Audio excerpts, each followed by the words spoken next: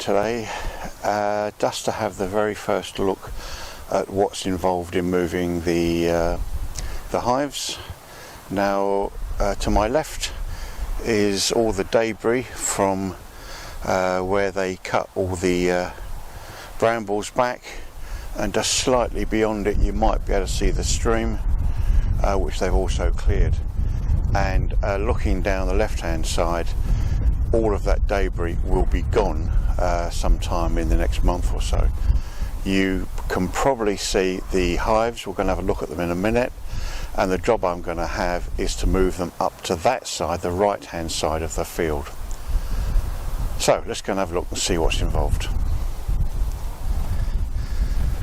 The hives have been moved from just in front of all this scrub here to nearly halfway across the field, so it gave the machinery a chance to get in to cut these trees down and all of the brambles, which they've done both sides of the stream. So that's where they're going to be going, up there. I did have the idea that it was a bit slopey up there, which meant the hives wouldn't be sort of level, but I'm going to have a walk up there and see what it's like, and I'm probably going to try and cut into the hedgerow a little bit there, just to give the hives a bit of cover.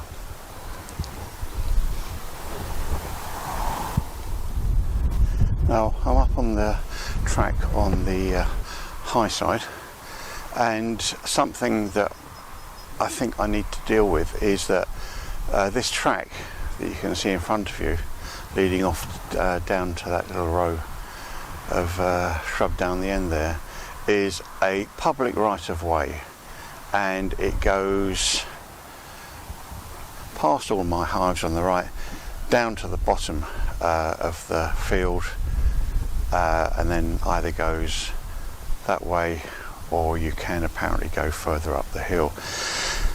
Now I don't see very many people along here, even during summer, and I've mentioned this to the farmer, and they're not concerned. They are quite happy that people will have to now walk down that track, if they want to, where the bees used to be.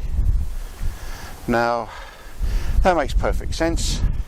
However, there's always some right-minded individual who will say this is a right of way and it's my human right that I can walk up it. So what I'm going to do is get a couple of signs and put one down there and one down there, so as people approach it, it'll say there are bees here. Now there are differing views about putting signs up for this sort of thing. Some people say if you put a sign up, you're accepting there's a risk, and if people get stung, they'll sue you. Other people say, well, no, you can put it up. It gives you gives people warning, and if they do get stung, it's their fault. So you can't win. So I'm just going to put up a couple of signs, which are just going to say, in a very gentle sort of way, something like "Caution bees at work" or something, rather than having something like "There are bees here, they'll sting you and you'll die," which is probably the wrong sort of message to try and get across. So let's have a look at some of this hedgerow to see how good or bad it is. This is the end of the hedgerow that's closest to where the bees are at the moment, and it's flattish. As you go down, as you get down to about halfway down, it does become quite steep, which I'm not too keen on, whereas this isn't too bad. And I think that most of the hives will fit up here on the flatter parts, and perhaps it isn't too bad. What I will do is I will bring up a brush cutter so that I can at least try and get them into the hive, the hedgerow a little bit, say like here, cut some of the branches down, and yeah, and then it starts getting quite steep just there, and I want to try and get them into cover. So I'll have to start fairly soon before the bees start emerging, and I'm going to try and sort of bunch them up mostly almost where they are now. There's one way down the far end down there, which are allegedly the grumpiest bees in the world, but they're not that bad, so I'm going to have to transport those a bit of a distance. So just as an initial view, it's a horrendous job, but perhaps only 8 out of 10 on the horrendous scale rather than the 12.5 I thought it was going to be. Okay, thanks for watching. I'll see you in a bit. Actually, just a little add-on. Obviously I'm just looking at the hives, and it's not unpleasant today, and the bees are flying, and they're flying over there, and whoops, one just flew right over my head, and there's a few flying. I can see them from here flying down there. So what I'm going to do is, if you like, reorientate them. Now when you look at this hive here, the entrance is pointing out towards where they're going to go, so they're quite used to coming in like this, into this direction, into this hive, and when the bees are over there, that's where they went. So to move them here wasn't too bad. It was just 4 or 5 yards on the same flight path that they had. Now what I'm going to have to do is, actually they're going to be rotated, so they're going to be pointing out that way, and I'd hoped that they would be quiet today, but they're not. So I think what I'm going to do is I'm just going to turn the hives sort of halfway round and slowly get them reorientated, so that eventually when we move them up to the hedgerow, the entrances will be pointing that way rather than this way. As another sort of little thing, I've done a couple of videos recently about the bees, and you may have noticed, and I'll just see if I can zoom in, there's often a lot of dead bodies there, and there are a lot over there as well. Now all this means is that the bees are dying, not surprisingly, inside the hive, and honeybees are very fastidious, and what they will do is, when bees die in the hive, which is where they've been for the last couple of months, they will drag them out, and normally they will drag them out and they will put them down in the grass in front of the hive. Oops, just go the other way, that's it. Now they can't do this, too much effort, so at the moment all they're doing, and I have to admire them doing it, is that they drag the dead bodies out and just leave them. Now if I took the mouse guard off, which you can see, the metal strip with holes in, there will be behind that a lot of dead bodies which they've got to the entrance and haven't managed to get out. So don't be alarmed, this isn't bee death apocalypse or anything like that. It's just a natural process that bees die inside the hive and the other bees drag them out. So nothing to worry about. Just a quick update on how the hive moving is going. I've spoken to the farmer and his daughter and her husband who does the farm, and they're all fine with what I want to do. In fact, I've met a couple of people walking along the track here, locals, and they're perfectly fine with it as well, and they said, without me saying anything, I'll just put a couple of signs up and you'll be fine.